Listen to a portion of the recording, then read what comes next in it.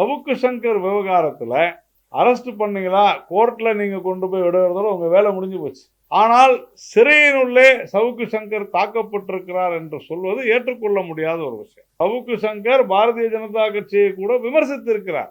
தனிப்பட்ட முறையில் எங்களுடைய தலைவர்களை கூட விமர்சித்திருக்கிறார். நாங்கள் புகார் கொடுத்திருக்கிறோம், சட்டப்படி நடவடிக்கை எடுத்திருக்கிறோம். அப்புறமா எதுக்கு உங்களுக்கு சட்டம் இருக்குது? ஒரு சமுதாயத்தில் பிற்படுத்தப்பட்ட மக்களுக்கு இடஒதுக்கீடு கொடுப்பது என்பது நியாயமான விஷயம். ஆனா ஒட்டுமொத்தமா ஒரு மதத்தை சார்ந்த அனைவருக்குமே நான் இடஒதுக்கீடு கொடுப்பேன்னு சொன்னா அதுக்கு பேர் என்ன? மதவாதமா இல்லையா? நான் கேட்கிறது, இஸ்லாமியர்கள் அனைவரும் பின்தங்கி இருக்கிறார்களா? ஆமான்னு சொன்னா அது காரணம் யார்? 55 வருடங்கள் ஆட்சி நடத்திய நீங்கள். அப்ப முதல்ல ஒப்புக்குங்க, இஸ்லாமியர்களுக்கு நாங்கள் துரோகம் செய்து விட்டோம்னு காங்கிரஸ் சொல்லட்டும். சரியான கேள்வியா இல்லையா? நீங்க சொல்லுங்க. பேச்சுக்கு பேச்சு, மூச்சுக்கு மூச்சு, திராவிட மாடல் திராவிட மாடல் என்று சொல்லும் பொழுது திராவிடர்களை கருப்பர்கள் என்று ஒருவர் சொல்லி இருக்கிறார் என்று சொன்னால் பொங்கி எழாதது ஏன் திரு மு.க. ஸ்டாலின் அவர்களே என்றுதான் நாம் கேட்கிறோம். இந்துக்கள்னா இழிச்சுவாயர்களா? யார் வேணாலும் எது வேணாலும் பேசலாமா?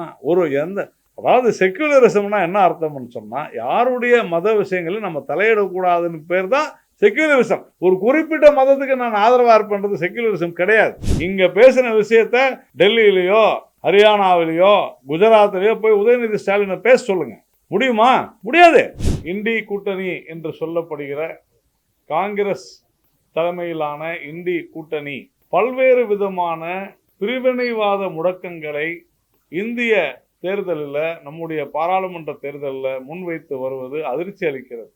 ஆனால் மிகவும் அதிர்ச்சி தரத்தக்க வகையில் இந்த நாட்டு மக்களை பிளவுபடுத்துவதற்காக, இந்த தேசத்தை பிளவுபடுத்துவதற்காக நேற்றைய தினம் காங்கிரஸ் கையிலே எடுத்திருக்கக்கூடிய ஒரு ஆயுதம் நிறவெறி. ஒவ்வொரு பகுதியில் வட இந்தியாவில் இருப்பவர்களெல்லாம் வெள்ளையாக இருப்பார்கள், ஒயிட்ஸ். அதே மாதிரி தென்னிந்தியாவில் இருப்பவர்கள் ஆப்பிரிக்கா நாட்டில் இருப்பவர்களைப் போல இருக்கிறார்கள், பிளாக்ஸ். அதே மாதிரி கிழக்கில் இருப்பவர்கள் சீனர்களைப் போல இருக்கிறார் என்றெல்லாம் சொல்லி நிறவெறியை நம்மிடையே ஒரு பிளவை ஏற்படுத்த முனைகிறது இந்த இண்டி கூட்டணி, குறிப்பாக காங்கிரஸ். இதை பாரதிய ஜனதா கட்சி வன்மையாக கண்டிக்கிறது. நம்முடைய கலாச்சாரத்தை, நம்முடைய பண்பாட்டை, நம் தேசம் ஒற்றுமையாக இருப்பதை, ஒருமைப்பாட்டுடன் இருக்கக்கூடிய நம்முடைய தேசத்தை பிளவுபடுத்த இண்டி கூட்டணி தொடர்ந்து முயற்சிப்பது உண்மையிலேயே வருந்தத்தக்கது. ஆனால் இதையெல்லாம் தமிழகத்தில், குறிப்பாக தென்னகத்தில் இருக்கக்கூடியவர்கள் கருப்பு மக்கள் என்று சொல்லப்படுகிற அந்த வார்த்தைக்கு இதுவரை தமிழ்நாட்டில் இருக்கக்கூடிய திராவிட முன்னேற்ற கழகத்தினுடைய தலைவர் திரு ஸ்டாலின் அவர்களோ அல்லது இங்கே அவருடன் இருக்கக்கூடிய கம்யூனிஸ்டுகளோ அல்லது தொல் திருமாவளவன் போன்றோரோ இதுவரையிலும் கண்டனம் கூட தெரிவிக்காது இருக்கிறது. உண்மையிலேயே பதவிக்காக, அந்த பதவி தரும் அதிகாரத்திற்காக, அந்த அதிகாரம் கொடுக்க போகும் செல்வத்திற்காக இவர்கள் எதை வேண்டுமானாலும் தமிழகத்தை இழிவுபடுத்தக்கூடிய எந்த விதமான சொற்களை வேண்டுமானாலும் அவர்கள் பொறுத்து கொள்வார்கள் என்பதைத்தான் காட்டுகிறது. பிரிவினைவாதம் பேசுவது என்பது மிகுந்த ஆபத்து. அதிலும் நிறவெறி என்பது மிகுந்த ஆபத்தை உடையது. பேச்சுக்கு பேச்சு, மூச்சுக்கு மூச்சு, திராவிட மாடல் திராவிட மாடல் என்று சொல்லும் பொழுது திராவிடர்களை கருப்பர்கள் என்று ஒருவர் சொல்லி இருக்கிறார் என்று சொன்னால் பொங்கி எழாதது ஏன் திரு மு.க. ஸ்டாலின் அவர்களே என்றுதான் நாம் கேட்கிறோம். அதே போல கர்நாடகத்தில் இருக்கக்கூடிய காங்கிரஸ் நாங்கள் மேகதாது அணையை கட்டுவோம் என்று சொன்னதற்கு இதுவரையிலும் திரு மு.க. ஸ்டாலின் அவர்கள் வாய் திறந்து பேச மறுக்கிறார் என்று சொன்னால், தொல் திருமாவளவன் அவர்கள் கர்நாடகத்திலே சென்று அங்கு இருக்கக்கூடிய விடுதலை சிறுத்தை கட்சி கர்நாடகத்துக்கு ஆதரவாகத்தான் பேசும் என்று சொல்வது உட்பட நடக்கக்கூடிய அத்தனை அரசியல் விளையாட்டுகளையும் நாம் பார்த்து கொண்டிருக்கிறோம். குடும்பத்தில் 4 பேர்னு வச்சா கூட 140 கோடிக்கு 35 கோடி பேருக்கு வேலை வேண்டும். குடும்பத்தில் ஒருத்தருக்கு வேலை. இன்னைக்கு 70 கோடி பேருக்கு வேலை இருக்குது. ஆனால் தமிழ்நாட்டில் இன்னைக்கு பார்த்தீங்கன்னா நாளிதழ்களில் போட்டிருக்கிறாங்க, இவ்வளவு பேர் வேலை வாய்ப்புக்காக காத்து கொண்டிருக்கின்றனர், விண்ணப்பம் செய்திருக்கின்றனர். ஏன் வேலை வாய்ப்பு வழங்கவில்லை என்று சொன்னால், முதலீடுகளை உங்களால் பெருக்க முடியவில்லை, கொண்டு வர முடியவில்லை, தொழில் முன்னேற்றம் இல்லை, அதனால வேலை வாய்ப்புகள் இல்லை, தமிழ்நாட்டிற்கு வருவாய் இல்லை. இதற்கு ஒரு சிறந்த உதாரணம், கடந்த ஒரு 5 நாட்களுக்கு முன்னால நாம பார்த்தோம். உத்தரப்பிரதேசம் ஜிஎஸ்டி வருவாயில உத்தரப்பிரதேசம் தமிழகத்தை முதல் முறையாக எத்தனை வருடங்கள்ல தமிழ்நாட்டை விட உத்தரப்பிரதேசத்தினுடைய ஜிஎஸ்டி வரி வருவாய் அதிகரித்திருக்கிறது. எப்போ? ஏப்ரல் மாதம். அப்படின்னா என்ன அர்த்தம்? ரெண்டு விஷயம் தாங்க இதுக்கு காரணம். ஒன்று, வாங்கும் சக்தி உயர்ந்திருக்கிறது உத்தரப்பிரதேசத்தில். இரண்டு, தொழில் முன்னேற்றம் அதிகரித்திருக்கிறது. தமிழ்நாட்டில் வாங்கும் சக்தி குறைந்திருக்கிறதுன்னு சொல்லலாமா, தொழில் முன்னேற்றம் குறைந்திருக்கிறதுன்னு சொல்லலாமா? இதுதான் விஷயமே. அப்போ நீங்கள் எப்படி இது நாள் வரைக்கும் பானிபூரி சாப்பிட்றவன், பேல்பூரி சாப்பிட்றவன், வடக்கன் இப்படிலாம் பேசிக்கிட்டு இருந்தாங்க. உத்தரப்பிரதேசத்தில் எங்களை விட நீங்கள் இப்படி அதிகமாக கொடுக்குறீங்க இப்படியெல்லாம் பேசி கொண்டு இருந்தவங்க, எங்களுடைய வசூல் என்ன தெரியுமா, எங்கள் வியாபாரம் என்ன தெரியுமா, தமிழ்நாட்டில் அங்கே என்ன தெரியுமா வியாபாரம்னு கேட்டவங்க இன்னைக்கு உத்தரப்பிரதேசத்தில் இவ்வளவு வரி வருவாய் அதிகரித்திருக்கிறது என்பதை தமிழக அரசு உணர வேண்டும். இன்னைக்கு இப்போ நான் பார்த்தேன், ஒரு மணி நேரத்துக்கு முன்னால் ட்வீட் போட்டு தான் வரேன். நான் ஒரு தனியார் செய்தி சேனலில் நடு ரோட்டில் நின்றுக்கிட்டு ஒரு கலடா பண்ணிக்கிட்டு இருக்கிறான் ஒரு ஆள். அதே மாதிரி காலையில் 5:30 மணி 6 மணிக்கு ஒயின் ஷாப் முன்னால் மது வழங்கப்படுகிறது. இன்னைக்கு நான் ட்வீட் போட்டிருக்கேன் பாருங்க. இப்படி தமிழகத்தில் சட்டம் ஒழுங்கை சீரழிக்கக்கூடிய என்னவெல்லாம் செய்ய வேண்டுமோ அத்தனையும் செய்து கொண்டிருக்கிறார்கள். எதையுமே இங்கு அராஜகம் தலைவிரித்தாடி கொண்டிருக்கிறது. செயின் ஸ்நாச்சிங்ல இருந்து இங்க ரவுடிசம் பார்த்தீங்கன்னா அந்த அளவிற்கு நடு ரோட்ல கத்தி எடுத்துக்கிட்டு ரோட்ல இறங்கி வாழை வச்சுக்கிட்டு வெட்டக்கூடிய அளவுக்கு எல்லாமே உங்களுடைய பத்திரிகைகள்ல உங்க ஊடகங்கள்ல நீங்க காமிக்கிறீங்க. அப்படிப்பட்ட ஒரு மோசமான சூழ்நிலை தமிழகத்தில் நிலவும் போது இது சொல்லாட்சி அல்ல, இது செயலாட்சின்னு முதலமைச்சர் சொல்கிறார் என்று சொன்னால் சிரிப்புத்தான் வருகிறது, வேடிக்கையாக இருக்கிறது, வேதனையாகவும் இருக்கிறது. இப்போ பல இடங்களில் நான் குறிப்பாக திருநெல்வேலிக்கு ஒரு பிரச்சாரத்துக்கு போயிருந்த போது அங்கே இருக்கக்கூடிய மக்கள் சொல்கிறாங்க, பேருந்தில் உங்களுக்கு இலவசமாக போகிறதுக்கு செஞ்சுருக்கிறாங்களேன்னு கேட்டால் பேருந்தே இல்லைன்றாங்க. பஸ்ஸே இல்லாத எப்படிங்க ஃப்ரீ பஸ் வரும்? இன்னைக்கு சேமிக்க வேண்டிய இடத்துல சேமிக்கணும், செலவு செய்ய வேண்டிய இடத்துல செலவு செய்யணும். இலவசங்கள்ன்ற பேரில் இவங்க எல்லாருக்கும் ஃப்ரீ கொடுத்துருக்குறாங்களா? 1000 ரூபாய் மாத உரிமை தொகைன்னு சொன்னாங்க. எல்லாருக்கும் போயிடுச்சா? இல்லை. கேட்டால் நாங்கள் கொடுப்போம்னு சொன்னாங்க. மாணவர்களுக்கு கல்வி கடன் ரத்து செய்வோம்னாங்க, செஞ்சாங்களா? இல்லை. ஏன் செய்யலை? பணம் இல்லை. அப்போது அதுதான் நான் முதலே சொன்னேன், ஒரு செலவு செய்யணும்னு சொன்னால் சம்பாதிக்கணும். இப்போது நீங்கள் உங்கள் வீட்டில் நீங்கள் ஒரு 100 ரூபாய் செலவு பண்ணோம்னா 105 ரூபாய் சம்பாதிச்சாதான் அதை செலவு பண்ண முடியும். ஆனால் ஓட்டு வாங்கிறதுக்காக, அது தரும் பணத்திற்காக, அது தரும் பதவிக்காக, அதிகாரத்திற்காக இலவசத்தை ஓட்டுக்காக நான் கொடுப்பேன் என்று சொன்னால் அது சர்வ நாசத்தை தான் கொடுக்கும். அந்த கட்சிக்கு நல்லது நடக்கலாம். ஏனென்றால் நாம பார்க்கிறோம், எங்கும் ஊழல், எதிலும் ஊழல். டிரான்ஸ்ஃபார்மர் வாங்குறதுல ஊழல். இந்த ஒரு 10 நாள்ல அறப்போர் இயக்கம் ஜெயராமன் நீங்க எல்லாருக்கும் தெரியும், டிரான்ஸ்ஃபார்மர் வாங்கினதுல இத்தனை முறைகேடு சொன்னார். யாராவது பதில் சொன்னாங்களா? முதலமைச்சர் பதில் சொன்னாரா? அவர் கொடைக்கானல் போட்டு நான் வேணான்னு சொல்லல, அவருடைய உடல்நலம் ரொம்ப முக்கியம். ஆனால் பதில் சொல்லிட்டு போனோமா வேணாமா? டிரான்ஸ்ஃபார்மர்ல இவ்வளவு பெரிய பல நூற்றுக்கணக்கான கோடி ஊழல் நடைபெறுகிறது என்று சொன்னால் எல்லா விஷயங்கள்லையுமே நான் அதைத்தான் கேட்டேன். செந்தில் பாலாஜி அமைச்சராக இருந்த பொழுது விடப்பட்ட அத்தனை அந்த எடுக்கப்பட்ட அத்தனை கொள்முதலுக்கும் மறுபடியும் விசாரணை செய்ய வேண்டும், ஆய்வு செய்ய வேண்டும். ஏன் சொன்னோம்னா சந்தேகம் இருக்கிறது. சார், யாரையுமே அநாகரீகமாக, தரக்குறைவாக, ஆபாசமாக வலைத்தளங்களில் பேசக்கூடாது என்பது நாம் ஏற்றுக்கொள்ளக்கூடிய விஷயம். ஆனால் ஒரு கண்ணுக்கு வெண்ணெய் இன்னொரு கண்ணுக்கு சுண்ணாம்புன்னு இருக்கக்கூடாது. தொடர்ந்து பிரதமர் குறித்தும் எங்களுடைய மத்திய அமைச்சர்கள் குறித்தும், ஏன் இந்து மதம் குறித்தும், இந்து கடவுள்கள் குறித்தும் ஆபாசமாக பதிவிடுபவர்களை நீங்கள் ஏன் கைது செய்வதில்லை? ஏன் நடவடிக்கை எடுப்பதில்லை? ரெண்டாவது, சவுக்கு சங்கர் விவகாரத்தில் அரெஸ்ட் பண்ணீங்களா, கோர்ட்டில் நீங்கள் கொண்டு போய் விடுறதால உங்கள் வேலை முடிஞ்சு போச்சு. ஆனால் சிறையினுள்ளே சவுக்கு சங்கர் தாக்கப்பட்டிருக்கிறார் என்று சொல்வது ஏற்றுக்கொள்ள முடியாத ஒரு விஷயம். யாராக இருந்தாலும் தவறு. சவுக்கு சங்கர் பாரதிய ஜனதா கட்சியை கூட விமர்சித்திருக்கிறார். தனிப்பட்ட முறையில் எங்களுடைய தலைவர்களை கூட விமர்சித்திருக்கிறார். நாங்கள் புகார் கொடுத்திருக்கிறோம், சட்டப்படி நடவடிக்கை எடுத்திருக்கிறோம். அப்புறமா எதுக்கு உங்களுக்கு சட்டம் இருக்குது? வேலையே பயிரை மேய்ந்த கதையாக அரசு என்ன வேண்டுமானாலும் செய்து விடலாம் என்று எண்ணக்கூடாது. அதனால சவுக்கு சங்கருடைய அவருடைய பணியாட்களை காவல்துறை எப்படியாவது கைது செய்ய வேண்டும் என்று துடித்தது. அதே மாதிரி சிறையில் அவர் தாக்கப்பட்டிருக்கிறார் என்று நமக்கு தகவல் வருகிறது, நாம் பார்க்கிறோம். இதெல்லாம் உறுதியாக நாம் கண்டிக்கிறோம். அது இன்னும் எங்களுடைய அகில இந்திய மகளிர் அணி தலைவர் திருமதி வானதி ஸ்ரீனிவாசன் நேற்று கூட கோவையில் இதை தெளிவாக சொல்லியிருக்கிறாங்க. அதனால எங்களை பொறுத்தவரையில் நியாயம்னா நியாயம், நீதினா நீதி, அவ்வளோதான். யாராக இருந்தாலும் தவறுனா தவறு தான்.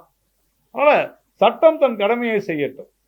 சவுக்கு சங்கர் உங்களை எதிர்த்திருக்கிறார். திராவிட முன்னேற்ற கழகத்தை, தமிழக அரசை, திரு மு.க. ஸ்டாலின் அவர்களை அவர் கடுமையாக எதிர்த்தார் என்கிற ஒரே காரணத்திற்காக அவரை சிறையில் உள்ள தாக்குவது என்பதெல்லாம் நம்மால் ஏற்றுக்கொள்ள முடியாதது. அதை நாம் பிஜேபி வன்மையாக கண்டிக்கிறது.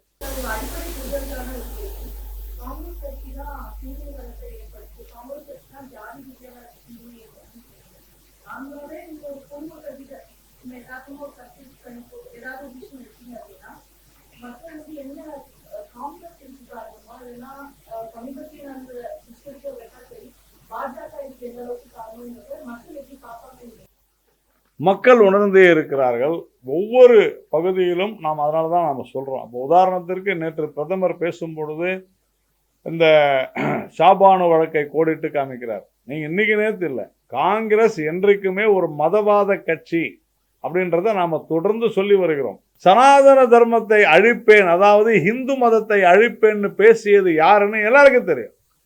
உதயநிதி ஸ்டாலின். காங்கிரஸ் எங்கே போச்சு? வாயை மூடிக்கிட்டு தானே இருந்தாங்க. அப்போ ஒரு குறிப்பிட்ட மதம் குறித்து பேசாத ஒரு கட்சியை பார்த்து இது மதவாத கட்சின்னு சொல்வது சரியா? அப்படி இல்லைன்னா சனாதன தர்மத்தை, இந்து மதத்தை ஒழிப்பேன்னு சொல்ற கட்சி மதவாத கட்சியா? இந்துக்கள்லாம் இழிச்சுவாயர்களா? யார் வேணாலும் எது வேணாலும் பேசலாமா? அதாவது செக்யூலரிசம்னா என்ன அர்த்தம்னு சொன்னால், யாருடைய மத விஷயங்களும் நம்ம தலையிடக்கூடாதுன்னு பேர் தான் செக்யூலரிசம். ஒரு குறிப்பிட்ட மதத்துக்கு நான் ஆதரவாக இருப்பேன்றது செக்யூலரிசம் கிடையாது. ஒரு அரசாங்கத்தினுடைய வேலை அதுதானே தவிர, இங்கே ஒரு அமைச்சரே உட்கார்ந்துக்கிட்டு நான் சனாதன தர்மத்தை ஒழிப்பேன்னு சொன்னால் அதுதான் மதவாதம். மக்கள் அதை உணர்ந்தே இருக்கிறார்கள். நான் சேலஞ்சு பண்ணுறேன், தைரியம் இருந்தால். நாங்கள் அப்பயே சொன்னோம், இங்கே பேசின விஷயத்த டெல்லியிலையோ ஹரியானாவிலேயோ குஜராத்திலேயோ போய் உதயநிதி ஸ்டாலினை பேச சொல்லுங்க. முடியுமா? முடியாது. இதுதான் விஷயம். அதனால் இதை மக்கள் உணர்ந்தே இருக்கிறார்கள். தமிழ்நாட்டில் வேணும்னா சில பேரை ஆதரவாக வைத்துக்கொண்டு இவர்கள் பேசுவதெல்லாம் அதெல்லாம் சரி வராது. இஸ்லாமியர்களுக்கு அப்படின்னு நாங்கள் பிரிச்சே பார்க்க மாட்டோம். அனைவருக்கும் குடிநீர், அனைவருக்கும் மின்சாரம், அனைவருக்கும் வீடு, அனைவருக்கும் சுகாதாரம். அனைவருக்கும்னா யார்? இஸ்லாமியர்கள் இருக்கிறாங்க, கிறிஸ்தவர்கள் இருக்கிறாங்க, இந்துக்கள் இருக்கிறாங்க. ஆனால் நாங்கள் இஸ்லாமியர்களுக்கு ரிசர்வேஷன் கொடுப்போம் ஏன் சொல்கிறீங்க? எப்படி நீங்கள் இஸ்லாமியர்களுக்கு ரிசர்வேஷன் கொடுப்பீங்க? எப்படி சொல்லலாம்? நீங்களே சொல்ல. ஒரு மதத்தை சார்ந்தவர்களுக்கு நான் இடஒதுக்கீடு கொடுப்பேன்னு சொல்வது சரியா தவறா? இடஒதுக்கீடுன்றது எதுக்கு? ஒரு சமுதாயத்தில் பிற்படுத்தப்பட்ட மக்களுக்கு இடஒதுக்கீடு கொடுப்பது என்பது நியாயமான விஷயம். ஆனால் ஒட்டுமொத்தமாக ஒரு மதத்தை சார்ந்த அனைவருக்குமே நான் இடஒதுக்கீடு கொடுப்பேன்னு சொன்னால் அதுக்கு பேர் என்ன? மதவாதமா இல்லையா?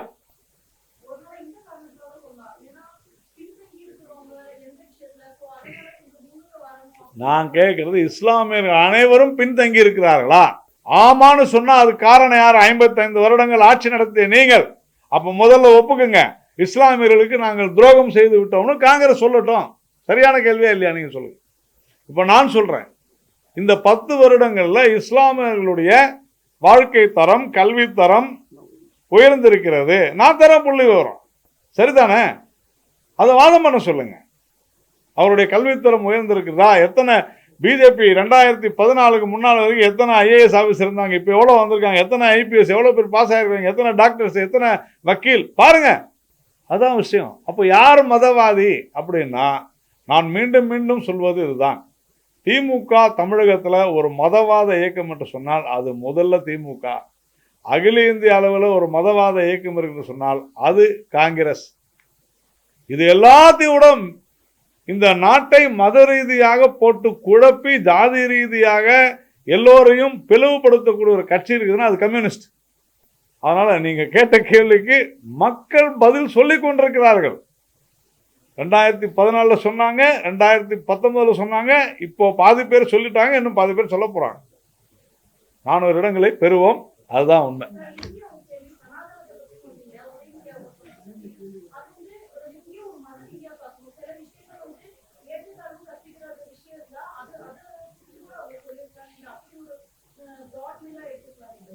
இஸ்லாமிய மதத்துல அதுல ஏற்றத்தாழ்வு இருக்கிறதா இல்லையானா இருக்குது இல்லையா?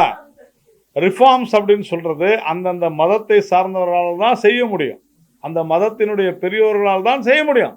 திருமாவளவன் சென்னையிலிருந்து டெல்லிக்கு போய் அங்க இருக்கக்கூடிய பேராயர்கிட்ட எங்களுடைய மக்கள் சர்ச்சுகள்ல ஒதுக்கப்படுகிறார்கள் போராட்டம் நடத்தினாரா இல்லையா? அப்போ இந்து மதத்துல மட்டும்தான் இருக்குதா? சனாதன தர்மத்துல மட்டும்தான் இருக்குதா? எல்லா இடத்துலயும் இருக்கு. அம்பேத்கர் சொல்றாரு, நான் சொல்ல. விசாவுக்காக காத்திருக்கிறேன் என்ற புத்தகத்துல அம்பேத்கர் சொல்றாரு, நான் தௌலாபாத் என்கிற இடத்திற்கு சென்றிருந்தேன். அங்க இருக்கக்கூடிய ஹைதராபாத் நிஜாமுடைய கோட்டை வாயில அங்க இருக்கக்கூடிய குளத்துல கை கால்களை கழுவிக்கின்றது போது என்னை முகமதில் வந்து தாக்கினார்கள். நீ ஒரு தீண்டத்தகாதவன், எப்படி நீ இங்க வரலாம் என்று தாக்கினார்கள். அன்றுதான் புரிந்து கொண்டேன் இந்து மதத்தில் மட்டுமல்ல இஸ்லாத்திலும் தீண்டாமை இருக்கிறதுன்னு அம்பேத்கர் எழுதியிருக்கிறாரு விசாகா காத்திருக்கிற என்ற புத்தகத்துல. இல்லைன்னு சொல்ல முடியுமா? தீண்டாமைனா என்னங்க? பெண்களுக்கு இழைக்கப்படுகிற கொடுமை கூட தீண்டாமை தான். இருக்குதா இல்லையான்றது தான் கேள்வி. பல லட்சக்கணக்கான இஸ்லாமிய பெண்கள் புகார் கொடுத்ததன் அடிப்படையில் தான் உடனடி முத்தலாக். முத்தலாக் இல்லை, முத்தலாக் என்பது இஸ்லாத்தினுடைய சட்டமாக இருக்கட்டும், நான் இல்லைன்னு சொல்ல, நான் மதிக்கிறேன். உடனடி முத்தலாக், இன்ஸ்டன்ட் முத்தலாக், அதை தான் நாம தடை செஞ்சோம். ஆனா அதை எப்படி கொண்டு போய் மாத்தினாங்க எதிர்கட்சி? ஐயோ இஸ்லாமிய சட்டத்துல போய் கை வச்சிட்டாங்கன்னு பொய் சொன்னாங்களா இல்லையா? உடனடி முத்தலாக்குக்கும் முத்தலாக்குக்கும் வித்தியாசம் இருக்குதுங்க. முதல் நாள் பாருங்க, பேப்பர்ல தான் படித்தேன் நானும். ட்ரெயின்ல போய்கிட்டு இருக்கும்போது ஒரு ஆள் வந்து முத்தலாக் சொல்லிட்டு ஓடி போயிட்டாரு, பாத்தீங்களா இல்லையா? இப்போ முந்தா நாள் இப்போ பேப்பர்ல வந்துருக்கு பாருங்க. அது இதெல்லாம் தவறு. ரிஃபார்ம்ஸ் எல்லா மதத்திலையும் செய்யணும், எல்லா வாழ்க்கை முறையிலும் செய்யணும். யாரும் இல்லைன்னு சொல்லல. உடன்கட்டை ஏறுதல் இருந்துச்சு, இப்போ இல்லை. we welcome it. ஸோ அதனால சனாதன தர்மம்னா அது இன்றைய இந்து மதம். நேற்று கூட ஒருத்தர் ஒரு மூத்த பத்திரிகையாளர் என்ன கேட்டாரு, நான் அதான் சொன்னேன், எங்க சொல்லியிருக்கேன்? கான்ஸ்டியூஷன்ல சொல்லியிருக்குது. யார் ஒருவர் இஸ்லாமியர் இல்லையோ, யார் ஒருவர் கிறிஸ்துவர் இல்லையோ, யார் ஒருவர் ஜெயின் இல்லையோ அவர் இந்துன்னா என்ன அர்த்தம்? இந்துவுக்கு மதமே இல்லைங்க, சனாதன தர்மம் தான். பல கோர்ட் உச்ச நீதிமன்றத்திலிருந்து அத்தனையும் சொல்லிடுச்சு. சனாதன தர்மம்னா என்னன்னா நம்முடைய வாழும் முறை, நம்ம கலாச்சாரம். இதுல தவறு இருந்தா நம்ம திருத்திக்கணுன்றதுல மாற்றுக்கிறது இல்லை. ஆனா அதுக்காக நான் அழிப்பேன்னு சொல்லுவீங்களா? அதுதான் கேட்கிறேன். அதுக்காக நான் அழிப்பேன்னு சொன்னா அந்த நபர் மதவாதியா இல்லையா? தைரியமா சொல்ல முடியுமா? இஸ்லாத்துல ஒரு இஷ்யூ இருக்குது, ஒரு பிரச்சனை இருக்குன்னா இஸ்லாத்தை அழிப்பேன்னு சொல்லிட்டு போயிட முடியுமா அவங்க வெளியே? முடியாது. கிறிஸ்துவத்துல ஒரு சில பிரச்சனைகள் இருக்குது அவங்க இதுல அப்படின்னு சொன்னாங்க, அதை ரிஃபார்ம் பண்ணுங்க, அதுதான் ஒரு மதம். அதை விட்டு நான் அதையே ஒழிப்பேன்னு எப்படி சொல்லலாம்? இதைத்தான் நாம் கேட்கிறோம். நிறைய பண்ணிட்டு இருக்கிறோம். RSS இயக்கம் 1925 தன்னுடைய நூற்றாண்டை தொட்டு கொண்டிருக்கிறது. நிறைய செஞ்சுட்டு வரோம். தவிர பிஜேபியினுடைய பேட்டன்ட் ரைட்டு கிடையாதுங்க சனாதன தர்மம். எல்லாரும் அடங்கியதுதான் ஒரு சொசைட்டி. சனாதன தர்மம்ன்ற நான் நீங்க எல்லாரும் தான், முஸ்லீம்ஸ் ஆகட்டும் கிறிஸ்டியன்ஸ் ஆகட்டும், எல்லாருமே சனாதன தர்மத்துக்குள்ள அடக்கம் தான். இதுதான் நாம சொல்றோம், கல்ச்சர், வே ஆஃப் லைஃப். நன்றி.